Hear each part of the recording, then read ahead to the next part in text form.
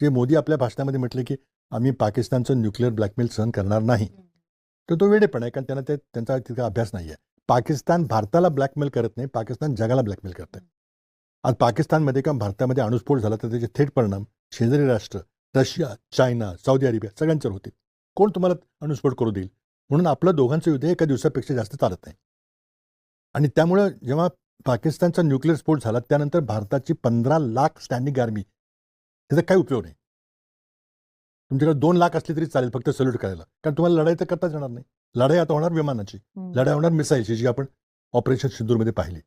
त्यामुळं इन्फंट्री जे सोल्जर असतात बंदुका घेऊन जातात पुढे आणि शत्रूला गोळ्या घालतात, ती होण्याची शक्यता संपली. आणि त्यामुळे भारताकडे जो लष्कराचा जो सुपेरियरिटी जी होती की त्यांचं 5-6 लाखाचं लष्कर 15 लाखाचं ती एकदम एका दिवसात संपली. दोघं एका पातळीवर आलो आणि इंडिया पाकिस्तान गॉट हायफनेटेड. जगात चर्चा करताना इंडिया पाकिस्तान लोक उल्लेख करतात, ते आपली चूक आहे त्यामध्ये. अशा अनेक चुका झाल्या आहेत, ही सर्वात मोठी चूक.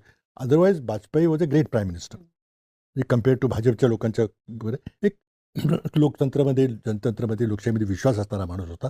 ते आमचे मतभेद मूलभूत होते, पण एक माणूस म्हणून एक त्यांनी विरोधी पक्षाला अतिशय सन्मानाने वागवलं. चर्चा होत होती, त्यातून निर्णय होत होते, एखादी बाजू मांडली तर ते ऐकत होते.